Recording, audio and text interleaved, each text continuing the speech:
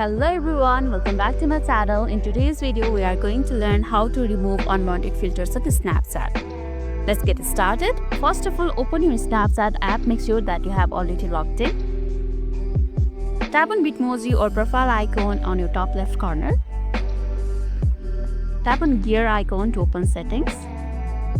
Scroll down until you see lenses.